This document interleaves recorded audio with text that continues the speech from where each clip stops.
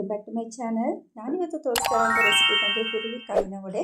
ಹುರುಳಿಕಾಳಿನ ವಡೆ ಕ್ರಿಸ್ಪಿಯಾಗಿ ಬರಬೇಕು ಅಂದರೆ ನಾನಿಲ್ಲಿ ಹೇಳಿರೋ ರೀತಿಯೇ ಮಾಡ್ಕೊಳ್ಳಿ. ಇಲ್ಲಿ ನಾನು ಕೆಲವು ಟಿಪ್ಸ್ ಹೇಳಿದ್ದೀನಿ. ವಿಡಿಯೋನ ಕೊನೆವರೆಗೂ ನೋಡಿ. ಯಾರಿಗೆಲ್ಲ ಈ ವಿಡಿಯೋ ಇಷ್ಟ ಆಯಿತು ದಯವಿಟ್ಟು ಒಂದು ಲೈಕ್ ಮಾಡಿ, ಶೇರ್ ಮಾಡಿ, ಹಾಗೆ ಸಬ್ಸ್ಕ್ರೈಬ್ ಮಾಡಿ ಅಂತ ಹೇಳ್ತಾ ರೆಸಿಪಿ ಸ್ಟಾರ್ಟ್ ಮಾಡೋಣ. ಮೊದಲಿಗೆ ನಾನಿಲ್ಲಿ 2 ಕಪ್ಪಷ್ಟು ಹುರುಳಿಕಾಳನ್ನು ಓವರ್ನೈಟ್ ನೆನೆಸಿಟ್ಕೊಂಡಿದ್ದೀನಿ. ಹುರುಳಿಕಾಳನ್ನು ಒಂದು 5 to 6 hours ನೆನೆಸ್ಕೋಬೇಕು. ಓವರ್ನೈಟ್ ನೆನೆಸಿದ್ರೇ ಸೂಕ್ತ ಅಂತ ಹೇಳ್ಬೋದು. ಇಲ್ಲಿ ನೀರನ್ನೆಲ್ಲ ಬಸ್ತಿ ನಾನಿಲ್ಲಿ ಎತ್ತಿಟ್ಕೊಂಡಿದ್ದೀನಿ. ಬರೀ ಹುರುಳಿಕಾಳನ್ನೇ ವಡೆ ಮಾಡಿದರೆ ಅಷ್ಟು ಗರ್ಗರಿಯಾಗಿ ಬರೋದಿಲ್ಲ. ಇದಕ್ಕೆ ಇನ್ನೊಂದು ಇಂಗ್ರೀಡಿಯೆಂಟ್ ಕೂಡ ಸೇರಿಸ್ಕೋಬೇಕಾಗುತ್ತೆ. ಅದನ್ನು ನಾನು ವಿಡಿಯೋ ಮಧ್ಯದಲ್ಲಿ ಹೇಳ್ತಾ ಹೋಗ್ತೀನಿ. ಈಗ ನಾನಿಲ್ಲಿ ರುಬ್ಲಿಕ್ಕೆ ಜಾರಿಗೆ ನಾನಿಲ್ಲಿ ಜವಾರಿ ಬೆಳ್ಳುಳ್ಳಿನ ಒಂದು 3 ಬೆಳ್ಳುಳ್ಳಿ ತೊಗೊಂಡಿದ್ದೀನಿ.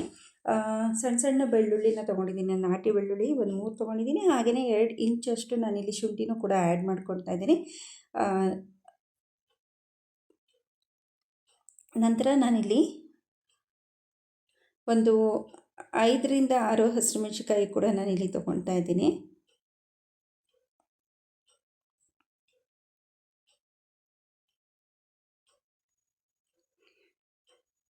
ಆನಂತರ ನಾನಿಲ್ಲಿ 1 ಟೀ ಸ್ಪೂನ್ಗಿಂತ ಕಡಿಮೆ ನಾನಿಲ್ಲಿ ಜೀರಿಗೆನೂ ಕೂಡ ಹಾಕ್ಕೊಳ್ತಾ ಇದ್ದೀನಿ.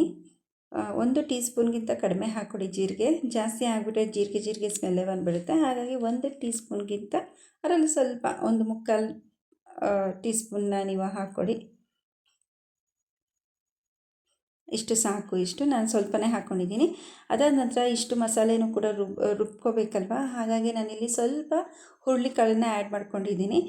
ಬರೀ ಇಲ್ಲಿ ಹಸಿಮೆಣಸಿನಕಾಯಿ, ಬೆಳ್ಳುಳ್ಳಿ, ಶುಂಠಿ ಹಾಕಿದರೆ ನುಣ್ಣಗೆ ಪೇಸ್ಟ್ ಆಗೋಲ್ಲ ಅನ್ನೋ ಕಾರಣಕ್ಕೆ ನಾನಿಲ್ಲಿ ಸ್ವಲ್ಪ ಹುರುಳಿಕಾಳನ್ನು ಹಾಕ್ಕೊಂಡು ಸ್ವಲ್ಪ ಒಂದು 5-6 ಸ್ಪೂನ್ ಅಷ್ಟೇ ನೀರು ಹಾಕ್ಕೊಂಡಿದ್ದೀನಿ. ನಾನಿಲ್ಲಿ ಸ್ವಲ್ಪ ನುಣ್ಣಗಾಗಲಿ ಅಂತ ಸ್ವಲ್ಪ ನೀರನ್ನು ಹಾಕ್ಕೊಂಡು ರುಬ್ಕೊಂಡಿದ್ದೀನಿ ಅಷ್ಟೇನೆ. ಇಲ್ಲಿ ನೀರನ್ನು ಬಳಸಬಾರ್ದು. ನಾನಿದು ರುಬ್ಲಿಕ್ಕೋಸ್ಕರ ಸ್ವಲ್ಪ ನೀರನ್ನು ಆ್ಯಡ್ ಮಾಡ್ಕೊಂಡಿದ್ದೀನಿ. ಇವಾಗ ಇಲ್ಲಿ ಸ್ವಲ್ಪ ರಫ್ ಪೇಸ್ಟ್ನ ಮಾಡ್ಕೊಂಡಿದ್ದೀನಿ. ಅಂದರೆ ಎಲ್ಲ ಕೂಡ ನುರಿದಿದೆ. ತೀರಾ ಪೇಸ್ಟ್ ಏನು ಮಾಡ್ಕೊಂಡಿಲ್ಲ, ಸ್ವಲ್ಪ ರಫ್ ಪೇಸ್ಟ್ ಥರ ಮಾಡ್ಕೊಂಡಿದ್ದೀನಿ. ಇವಾಗ ನಾನಿಲ್ಲಿ 1 ಕಪ್ಪಷ್ಟು ಹುರುಳಿಕಾಳನ್ನ ಹಾಕ್ಕೊಂಡಿದ್ದೀನಿ. ಟೋಟಲ್ ನಾನಿಲ್ಲಿ 1/4 ಕಪ್ಪಷ್ಟು ಹುರುಳಿಕಾಳನ್ನ ಆ್ಯಡ್ ಮಾಡ್ಕೊಳ್ತಾ ಇದ್ದೀನಿ ನಾನಿಲ್ಲಿ.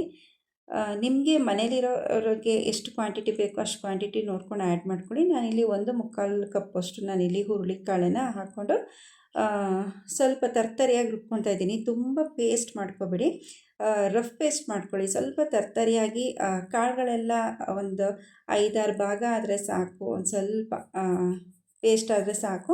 ಇದನ್ನು ಒಂದು ಬೌಲಿಗೆ ಎತ್ತಿಟ್ಕೊಳ್ತಾ ಇದ್ದೀನಿ. ನೋಡಿ, ಈ ಥರ ಸ್ವಲ್ಪ ತರ್ತರಿಯಾಗಿ ರುಬ್ಕೋಬೇಕು. ತುಂಬ ಪೇಸ್ಟ್ ಮಾಡ್ಕೋಬೇಡಿ. ಪೇಸ್ಟ್ ಮಾಡಿಕೊಂಡ್ರೆ ಹುರುಳಿಕಾಳಿನ ವಡೆ ಚೆನ್ನಾಗಿ ಬರೋದಿಲ್ಲ, ಮೆತ್ತ ಆಗಿಬಿಡುತ್ತೆ. ಇವಾಗ ನಾನು ಒಂದು ಟಿಪ್ ಹೇಳ್ತೀನಿ ಅಂತ ಹೇಳಿದ್ದೆ. ಬರೀ ಹುರುಳಿಕಾಳು ಹಾಕಿದರೆ ಚೆನ್ನಾಗಿರೋದಿಲ್ಲ. ಹುರುಳಿಕಾಳಿನ ಜೊತೆ ಬೈಂಡಿಂಗಾಗಿ ನಾವಿಲ್ಲಿ ಸ್ವಲ್ಪ ಕಡಲೆಕಾಳನ್ನು ಸ್ವಲ್ಪ ನಾನಿಲ್ಲಿ ನೆನೆಸಿಟ್ಕೊಂಡಿದ್ದೆ. ಕಡಲೆಬೇಳೆನ ನೆನೆಸಿಟ್ಕೊಂಡಿದ್ದೆ. ಇಲ್ಲಿ ಒಂದು 1/4 ಕಪ್ಪಷ್ಟು ನಾನಿಲ್ಲಿ ಕಡಲೆಬೇಳೆನ ನೆನೆಸ್ಕೊಂಡಿದ್ದೀನಿ. ಅದನ್ನು ಒಂದು ಅರ್ಧ ಗಂಟೆ ಅಷ್ಟೇ ನೆನೆಸ್ಕೋಬೇಕು. 1 hour 2 hour ನೆನೆಸ್ಕೊಂಡ್ರೆ ಚೆನ್ನಾಗಿ ಬರೋದಿಲ್ಲ, ತುಂಬ ತೆಳುವಾಗಿಬಿಡುತ್ತೆ ಹಿಟ್ಟು. ನೋಡಿ, ಈ ಥರ ನಾನು ವಿತೌಟ್ ವಾಟರ್ ಹಾಕ್ಕೊಂಡು ರುಬ್ಕೊಂಡಿದ್ದೀನಿ. ನೀರನ್ನು ಆ್ಯಡ್ ಮಾಡ್ಕೊಂಡಿಲ್ಲ ನಾನಿಲ್ಲಿ. ಈ ಥರ ತರ್ತರಿಯಾಗಿ ರುಬ್ಕೋಬೇಕು. ಸ್ವಲ್ಪ ಕಾಳು ಸಿಗಬೇಕು, ಕಡಲೆಬೇಳೆ ಸಿಗಬೇಕು, ಆ ಥರ ನಾನಿಲ್ಲಿ ರುಬ್ಕೊಂಡಿದ್ದೀನಿ. ನೀರು ಮಾತ್ರ ಆ್ಯಡ್ ಮಾಡ್ಕೊಳ್ಳೋಕ್ಕೆ ಹೋಗಬೇಡಿ. ಇವಾಗ ನಾನಿಲ್ಲಿ 1 ಕಟ್ಟಷ್ಟು ನಾನಿಲ್ಲಿ ಸಬ್ಬಸಿಗೆ ಸೊಪ್ಪು ತೊಗೊಂಡಿದ್ದೀನಿ. ಹಾಗೆ 1 ಕಟ್ಟಷ್ಟು ನಾನಿಲ್ಲಿ ಕೊತ್ತಂಬರಿ ಸೊಪ್ಪನ್ನು ನೀಟಾಗಿ ವಾಶ್ ಮಾಡಿಕೊಂಡು ಸಣ್ಣದಾಗಿ ಹೆಚ್ಚಿಟ್ಕೊಂಡು ತೊಗೊಂಡಿದ್ದೀನಿ. ಹಾಗೆ ದಪ್ಪ ಗಾತ್ರದ 2 ಈರುಳ್ಳಿನೂ ಕೂಡ ನಾನಿಲ್ಲಿ ಹೆಚ್ಕೊಂಡು ಇಲ್ಲಿ ಮಿಕ್ಸ್ ಮಾಡ್ಕೊಳ್ತಾ ಇದ್ದೀನಿ. ಹಾಗೆ ನಾನಿಲ್ಲಿ ರುಚಿಗೆ ಎಷ್ಟು ಬೇಕಷ್ಟು ಉಪ್ಪನ್ನು ಹಾಕ್ಕೊಂಡಿದ್ದೀನಿ. ಹಾಗೆ ಚಿಟಿಕೆ ಅರಿಶಿನನೂ ಕೂಡ ಆ್ಯಡ್ ಮಾಡಿಕೊಂಡು ಇದನ್ನು ಇವಾಗ ಒಂದು ಒಳ್ಳೆ ಮಿಕ್ಸ್ ಮಾಡ್ಕೊಳ್ತಾ ಇದ್ದೀನಿ. ನಾನಿಲ್ಲಿ ಚೆಂದಾಗಿ ಮಿಕ್ಸ್ ಮಾಡ್ಕೋಬೇಕು. ನಾನಿಲ್ಲಿ ಕೈಯೆಲ್ಲ ಮಿಕ್ಸ್ ಮಾಡ್ಕೊಂಡಿದ್ದೀನಿ. ನೋಡಿ, ಈ ಥರ ನೀರು ಹಾಕ್ಕೊಳ್ಳಿಲ್ಲ ಅಂದರೆ ಈ ಥರ ಗಟ್ಟಿ ಬರುತ್ತೆ. ನಾವು ಬರೀ ಹುರುಳಿಕಾಳಲ್ಲೇ ಮಾಡಿಕೊಂಡ್ರೆ ಸ್ವಲ್ಪ ಟೇಸ್ಟ್ ಅಷ್ಟು ಚೆಂದ ಅನಿಸಲ್ಲ. ಬೈಂಡಿಂಗ್ ಆಗಿ ಸ್ವಲ್ಪ ನಾವಿಲ್ಲಿ ಕಡಲೆಬೇಳೆನ ಆ್ಯಡ್ ಮಾಡ್ಕೋಬೇಕು. ತುಂಬಾ ರುಚಿಯಾಗಿರುತ್ತೆ. ಇದನ್ನು ಡೀಪ್ ಫ್ರೈ ಮಾಡಬೇಕಾದ್ರೆ ಇದರಲ್ಲಿ ಒಂದು ಸ್ಮೆಲ್ ಆರೋಮ ಬರುತ್ತೆ. ತುಂಬಾ ಚೆನ್ನಾಗಿರುತ್ತೆ, ಅಲ್ಟಿಮೇಟ್ ಆಗಿರುತ್ತೆ. ಕೈಯಲ್ಲೇ ತಟ್ಟಿ ಹಾಕೊಳ್ತಾ ಇದ್ದೀನಿ. ತುಂಬಾ ರುಚಿಯಾಗಿರುತ್ತೆ ಹುರುಳಿಕಾಳಿನ ವಡೆ. ಒಮ್ಮೆ ಟ್ರೈ ಮಾಡಿ. ಇದನ್ನು ವೈಟ್ ಬಟ್ಟೆ ತೊಗೊಂಡು ಅದನ್ನು ಸ್ವಲ್ಪ ಒದ್ದೆ ಮಾಡ್ಕೊಳ್ಳಿ. ಚೆನ್ನಾಗಿ ನೀರು ಹಿಂಡ್ಕೊಬಿಟ್ಟು ಅದ್ರ ಮೇಲೆ ತಟ್ಟಿ ಆನಂತರ ನೀವು ಎಣ್ಣೆಗೆ ಹಾಕ್ಕೋಬೋದು. ಅದು ಇಲ್ಲ ಆಗಲ್ಲ ಅಂತ ಅಂದರೆ ಒಂದು ಬಟರ್ ಪೇಪರ್ ಮೇಲೆ ತಟ್ಕೊಂಡು ಆನಂತರ ನೀವು ಎಣ್ಣೆಗೆ ಬಿಟ್ಕೋಬೋದು.